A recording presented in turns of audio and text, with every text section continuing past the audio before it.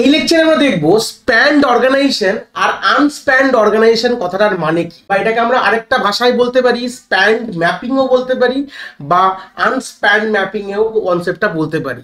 তো গত লেকচারগুলোতে আমরা মোটামুটি ফাইল স্ট্রাকচারের একটা আইডিয়া, তার আর্কিটেকচার এবং এর আগের লেকচারে আমরা ফিক্স সাইজ রেকর্ড এবং ভেরিয়েবল সাইজ রেকর্ড বা লেন্থও বলতে পারো, সাইজের জায়গায় তোমরা লেন্থও বলতে পারো, এটার একটা আইডিয়া কিন্তু আমরা প্রিভিয়াস লেকচারসগুলোতে ক্লিয়ার করে নিয়েছি। যারা এখনো ওই কনসেপ্টগুলোকে এখনো গ্রিপ আপ করোনি, আমাদের ডিসক্রিপশনে প্লেলিস্টের লিঙ্ক আছে, ওখানে গিয়ে একবার তোমরা রিলেশনাল ডেটাবেস ম্যানেজমেন্ট প্লেলিস্টে ক্লিক করে আগের এই কনসেপ্টগুলো একটু আইডিয়া নিয়ে নাও, তোমাদের যাতে পরবর্তীকালে বুঝতে কিন্তু কনসেপ্টটা খুব ইজি হবে। তো এখানে কি বলতে চেয়েছে গল্পটা, যে ডেটাবেসে যখন আমরা ডেটাবেস ফাইল যখন আমাদের ব্লকসে অ্যাকচুয়ালি রাখা হয় তখন এই কনসেপ্টগুলো কিন্তু আমাদের চলে আসে। এক্সাম্পল দিয়ে বলবো, চিন্তার বিষয় নেই, তাহলে তোমরা জিনিসটা আরো ভিভিডলি একদম ক্রিস্টাল ক্লিয়ারলি জিনিসটাকে বুঝতে পারবে যে কি বলতে চেয়েছে। যখনই আমরা কোনো রেকর্ড ডেটাবেস ফাইলে, যখনই আমরা অলরেডি ডেটাবেস ফাইল রয়েছে আমার কাছে, মানে একটা ফাইল রয়েছে ডেটাবেসে, আমাদের রেকর্ডস রয়েছে কিছু, যখন ওগুলো আমরা ব্লকসে ডিভাইড করে রাখি, ওএস তো আমি প্রথমেই এগুলো কিন্তু ফার্স্ট কনসেপ্ট থেকে চলে আসছে, মানে first file structure part 1 lecture, যদি আমি পার্ট 1 পার্ট 2 করে আমার এখানে রয়েছে, তো সেই সূত্রে তোমরা দেখতে পাচ্ছ পার্ট 1-এ আমরা যখন এটা বলেছিলাম তখন বলেছিলাম যে আমাদের ডাইরেক্টলি পুরো একটা বড় ফাইলকে ডেটাবেসে কিন্তু একসাথে রাখা হয় না। আমরা বলেছিলাম যে এগুলোকে ডিভাইড করে কিন্তু আমাদের হার্ড ডিস্কের ব্লকে রাখা হয়। এই কনসেপ্টগুলো কিন্তু আমাদের ফার্স্ট যে আমাদের পার্ট 1 লেকচার, মানে ফাইল স্ট্রাকচারের বেসিক ইন্ট্রোডাকশন ভিডিওতে কিন্তু আমি এগুলো ক্লিয়ার করেছি। প্রথমেই বললাম যারা এগুলো এখনো দেখোনি ওখানে যাও, একবার প্লেলিস্টে ভিজিট করে জিনিসগুলো ক্লিয়ার করে আসো। তো আমি ধরে নিলাম যে আমার যে রেকর্ডগুলো রয়েছে সেই রেকর্ডগুলো যখন আমরা ব্লকসে ডিভাইড করে রাখি অপারেটিং সিস্টেম, তখনই কিন্তু এই আইডিয়াটা চলে আসে আমাদের স্প্যান্ড ওয়েতে রাখবে বা আনস্প্যান্ড, মানে স্প্যান্ড অর্গানাইজেশন বা স্প্যান্ড ম্যাপিং ওয়েতে রাখবে বা আনস্প্যান্ড বলতে পারো, বা আনস্প্যান্ড ম্যাপিং অর্গানাইজেশন ওয়েতে আমরা রাখবে। মানে ব্লকিং যখন করে ব্লকে যখন ডিভাইড হবে তখন এই দুটো কনসেপ্টকে মাথায় রেখেই কিন্তু অপারেটিং সিস্টেম এই জিনিসটা করে। তো প্রথমেই তাহলে বুঝবো যে স্প্যান্ড অর্গানাইজেশন জিনিসটা কি। প্রথমে তো তোমরা ডেফিনিশন ওয়াইজ স্ক্রিনে দেখতে পাচ্ছ যে record allow to spend in more than one block. Span কথাটার মানেই হয়তো অর্ধেক লোক তোমরা বুঝতে পারছো না স্প্যান মানে কি। তাহলে আমরা এটা অ্যাকচুয়ালি SPAN লিখেছি, ON ভাববে না, লিখতে গেলে মনে হচ্ছে এটা ও এর মতন, বাট এটা A লেখা আছে। তো আমরা প্রথমে একটা এক্সাম্পল দিয়ে বুঝবো যে স্প্যান কথাটার মানে কি, তাহলে ক্লিয়ার হয়ে যাবে। তো ধরে নাও একটা ডেটাবেস ফাইলের কথা আমি রেখেছি, this the database file, DB file রাখলাম, যার মধ্যে অজস্র রেকর্ড আছে, সেটা কোনো বলে আমার কথা নেই, যেখানে মাল্টিপল ইনফিনাইট, আমি ধরে না হাইপোথেটিক্যালি ধরলাম এখানে আমাদের 10,000 রেকর্ডস বলে দিই, পাশে কতগুলো রেকর্ড, নাম্বার অফ রেকর্ডস এই ফাইলে আছে, বা নাম্বার অফ রোজ বা টাপেলস। রেকর্ড যখনই বলি তোমরা কিন্তু একটা কথাই প্রথম ভিডিও থেকে বলছি, রেকর্ড হতে পারে, রেকর্ড মানে হচ্ছে টাপেল বা একটা নেম, এগুলো সব সিনোনিমের কনসেপ্টের মতন। বা রোজ কতগুলো আছে, ধরো 10,000 খানা একটা রোয়ের টেবিল তোমার কাছে রয়েছে, সেটাকে আমি ডেটাবেস ফাইল বলছি। তো এবার আমাদের ফিক্স যেটা হার্ডওয়্যার প্রপার্টি বলতে পারো, আমাদের অপারেটিং সিস্টেম আমাদের হার্ড ডিস্ককে 1024 বাইটের ব্লকে, মানে এক একটা ব্লকের সাইজ হচ্ছে 1024 বাইটের ব্লকে ডিভাইড করা আছে। মানে হার্ড ডিস্কের মধ্যে, হার্ড ডিস্কটা যদি এখানে ড্র করি, এর মধ্যে যে আমাদের ব্লকগুলো আছে, এক একটা ব্লকের সাইজ কত বললাম, 1024 বাইট। তাহলে এটা ক্লিয়ার হয়ে গেল। এবং এক একটা রেকর্ডের লেন্থ ধরে নেওয়া হচ্ছে 100 বাইট করে, single record.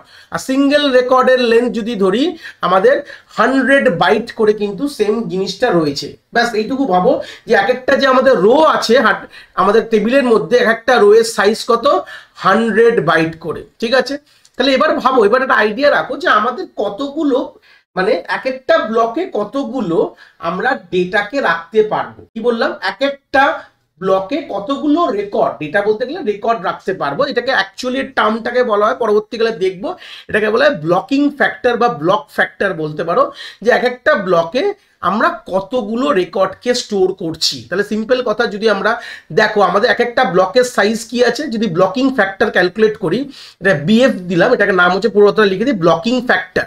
Blocking factor is equal to আমরা কি ধরবো, block size by number of record. Basically মানে একটা জেনারেল ফর্মুলা হিসেবে তোমাদের আমরা বলছি, ডিভাইডেড বাই সিঙ্গেল রেকর্ড, বা আমাদের রোয়ের এক একটা রেকর্ডের সাইজ কি আছে সেটা দিয়ে আমরা ডিভাইড করলেই বুঝিয়ে যাবো। তাহলে এখানে দেখো 1024 আমাদের এক একটা ব্লকের সাইজ, আর এক একটা রেকর্ডের সাইজ হচ্ছে 1000। কিন্তু এই দুটোই ধরো না বাইটসে রয়েছে, তো বাইট কেটে যাবে। তো এখানে অ্যান্সার কি আসছে, 10.24, কিন্তু আমার কিন্তু অ্যান্সার কিন্তু কোনোভাবে আসছে। যদি ভালো করে দেখলেই বুঝতে পারছো তোমরা যে আমাদের 10.24 ব্লক, তাহলে আমাদের এক একটা ব্লকে 10.24 খানা ডেটা আমরা মানে এক একটা মানে রোজ আমরা রাখতে পারবো, মানে 10টা রো তো পুরোপুরি রাখতে পারলাম। এটা হাইপোথেটিক্যালি ভাবো, আমি এখানে যদি কতগুলো ধরে নাও, এটা হচ্ছে আমাদের রো 1 ধরে নাও, এটা রো 2, রো 3, এরকম করে ধরে নাও আমি রো এটা 10, তাহলে এইটুকু বুঝতে পারলাম যে আমি 10টা রো কমপ্লিটলি রাখতে পারছি একটা ব্লকে। আর যে 11 নম্বর রোটা আছে মানে রো নাম্বার যে 11 আছে তার মধ্যে সেটাও তো 100 MB 100 বাইটসের একটা রেকর্ড, রো নাম্বার 11টাও, সেখান থেকে 24 যে বাইটটা আমি ব্লক 1-এ রাখতে পারবো, মানে এর হাফ করতে হবে, মানে 24 বাইট আমি ব্লক 1-এ রাখলাম, রিমেনিং কত পড়ে রইলো যদি মাইনাস করো তোমরা 76 যে বাইট আমাদের আবার ব্লক 2-তে রাখতে হবে। তার মানে এটা এরকম বলতে পারো 11 বাইট মানে রো নাম্বার যে 11 বা রেকর্ড নাম্বার 11-এ 24 বাইট যেটা আছে সেটা আমি এই ব্লক 1 আমি এখান থেকে ব্লকিং করলাম, ধরুন এটা ব্লক 1, এই ব্লক 1-এর মধ্যে আমি রাখলাম, ব্লকিং এইভাবে বোঝাচ্ছি তোমাদের, এটা ব্লক 1-এ রাখলাম। আর রিমেনিং যে আমাদের সেকেন্ড পোর্শনটা আছে মানে রো নাম্বার যে 11-এর 76 যে বাইটটা আছে সেটা আমরা পরের ব্লকে রাখলাম। তার মানে গল্পটা কি হলো এখান থেকে, স্প্যান কথাটার মানে এখান থেকে বুঝতে পারবে স্প্লিট করা, ভাঙতে পারো। এই অর্ডারে যদি তোমরা ডেটা রাখো তাহলে তোমরা কি করবে, যদি তোমাদের এরকম আরবিটারি যদি তোমার পয়েন্ট পোর্শনে চলে আসে তাহলে তোমরা কি করবে, দুটো পোর্শনে ডিভাইড করে রাখতে পারবে। স্প্যান কথাটার মানে হচ্ছে you can divide a single record into 2 or more. Actual কথা 2তেই করি আমরা, দুটো ব্লকই রাখতে পারবো, বুঝতে পেরেছো? মানে একটা ব্লক B1 এর মধ্যে আমরা যে 10টা রেকর্ড তো কমপ্লিট রেখে দিলাম, 11 নম্বর রেকর্ডের 24 বাইট আমি ব্লক 1-এ রাখলাম, আর বাদ বাকি 76 বাইট আমি কিন্তু ব্লক 2-তে রাখলাম। এই কারণে আমরা বলা হচ্ছে এটাকে স্প্যান্ড ম্যাপিং বা স্প্যান্ড অর্গানাইজেশন বলা হয়। তো এখানে আমরা যদি একটু অপারেটিং সিস্টেম একটু লিঙ্ক পাবে, কোনো একটা আইডিয়াটা পাবে, যেহেতু ফাইল স্ট্রাকচার পড়ছে, অপারেটিং সিস্টেম ফাইল ম্যানেজ করে। স্প্যান ম্যাপিং কিন্তু কোনো ইন্টারনাল ফ্র্যাগমেন্টেশন কিন্তু আমাদের অ্যালাউ করে না, তাই তো? কোনো জায়গা নষ্ট হলো না, মানে ব্লকের মধ্যে কোনো জায়গা নষ্ট হলো না, এই কারণে বলছে নো ইন্টারনাল ফ্র্যাগমেন্টেশন, কোনো ইন্টারনাল ফ্র্যাগমেন্টেশন কিন্তু হয় না এই স্প্যান ম্যাপিং ক্ষেত্রতে।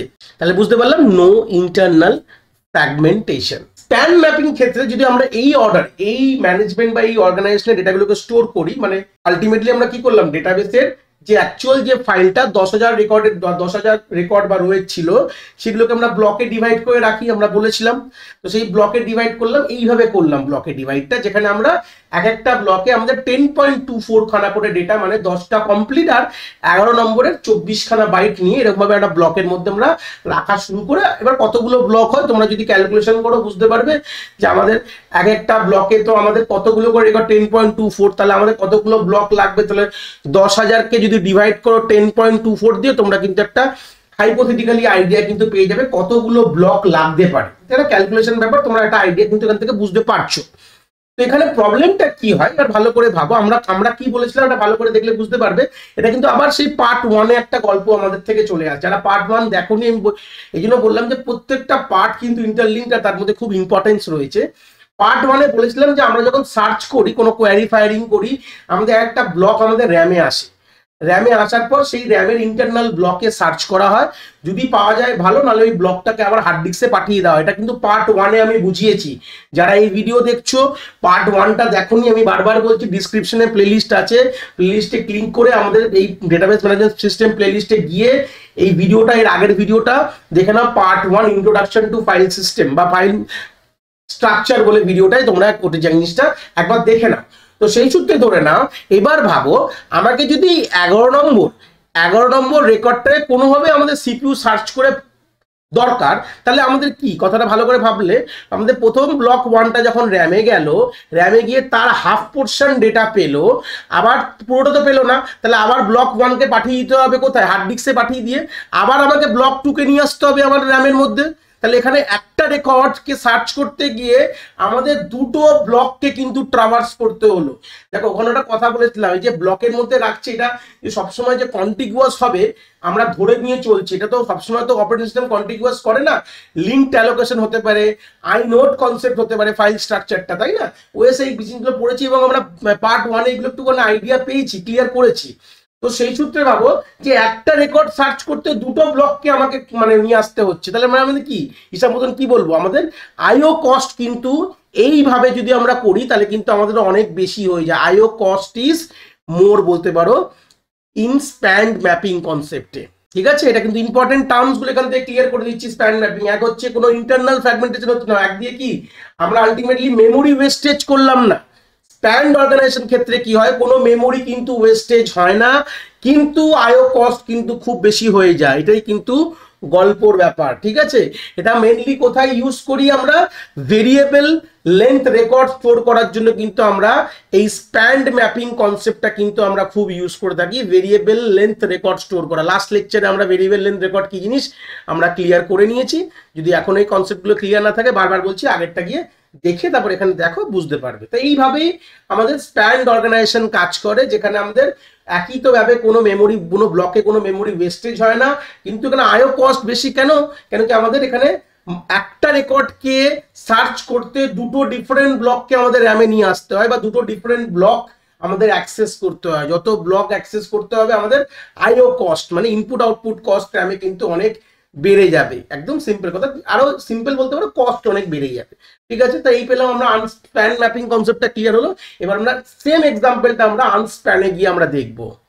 তো মোটামুটি একটা আইডিয়া তো ক্লিয়ার পেয়ে গেছো যে আনস্প্যান ম্যাপিং কি হবে, complete record must be in one block, একটা তুমি রেকর্ডটাকে ডিভাইড করতে পারবে না। সেম এক্সাম্পল নিয়ে নি, আমাদের কি ছিল, ব্লক সাইজ আর রেকর্ড লেন্থ, একটা সিঙ্গেল রেকর্ডের লেন্থ আমাদের ছিল হচ্ছে, উপরেও আমরা সেম এক্সাম্পল দেখেছিলাম, এটা কিনা আমাদের 100 বাইটের গল্প কিন্তু বলেছিল।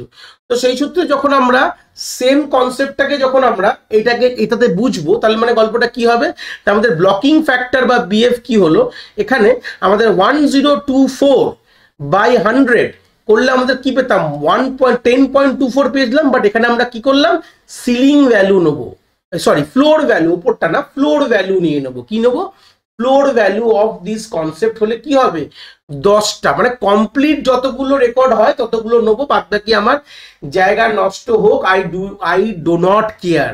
আনস্প্যান্ডে তুমি বলছে তুমি রেকর্ডকে স্প্লিট করতে পারবে না, একটা সিঙ্গেল রেকর্ড বা রো বলতে পারো, টাপেল বলতে পারো, আমরা কিন্তু স্প্লিট করতে পারি না। টু ডিফারেন্ট ব্লকে স্প্লিট করতে পারবে না, রাখতে হলে পুরোটা রাখো, আর না হলে রেখো না। এটাই সিম্পল বলছে হচ্ছে আনস্প্যান ম্যাপিং। যেখানে যদি সিম্পল আমি এখানে ব্লকিং করি, ধরে নাও এই কটা, এখানে তার হচ্ছে 10টা রেকর্ড, R1 থেকে শুরু করে R10 অব্দি হলো, আর এই 24টা এমবি নষ্ট হোক, 24টা এমবি নষ্ট হোক, বাট আমাদের কস্ট, আমাদের আলটিমেটলি কি কস্ট, সার্চিং টাইম কমাতে হবে। যত ব্লক অ্যাক্সেস করব আমাদের সার্চিং টাইম বেড়ে যাবে। আমাদের তো ব্লকের ভায়া আমরা সার্চিং টাইমকে ক্যালকুলেট করি, আমরা বলেছিলাম উইদিন আ ব্লক, কিন্তু আমরা ভাবি না বাট কতগুলো ব্লককে নিয়ে আসতে হবে র্যামের মধ্যে, এই হিসাবে আমাদের সময়টা বাড়ছে, সার্চিং টাইম বাড়ছে ডেটাবেসের। এগুলো পার্ট 1 থেকে আমি ক্লিয়ার করে এসেছি। তো সেই সূত্রে দাঁড়িয়ে আমাদের কিন্তু আলটিমেটলি কি হচ্ছে, যদি আমরা একটু সময় একটু নষ্ট করছি, 24 MBs ইন্টারনাল ফ্র্যাগমেন্টেড, এখানে একটা মেন কথা কি চলে আসলো, ওখানে কিন্তু ইন্টারনাল ফ্র্যাগমেন্টেশন মেমোরি ওয়েস্টেজ হতো না ব্লকে, কিন্তু এখানে কিন্তু মেমোরি ওয়েস্টেজ হচ্ছে, যেখানে ইন্টারনাল ফ্র্যাগমেন্টেশন ইজ দেয়ার।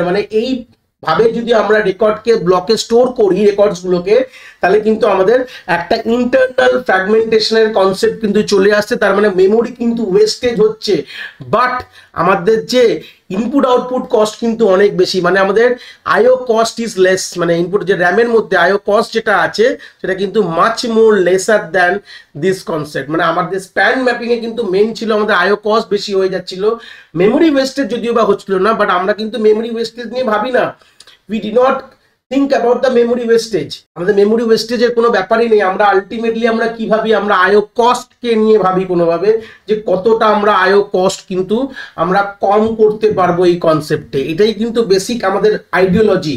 ঠিক আছে। তো এরপর আমরা একটা জিনিস জাস্ট বলে দেবো যে এই আনস্প্যান ম্যাপ কিন্তু আমাদের ফিক্সড সাইজ যে লেন্থ গুলোকে স্টোর করার এই কনসেপ্ট গুলোকে আমরা মেনলি আমরা আনস্প্যান ম্যাপিং দিয়ে কিন্তু স্টোর করি।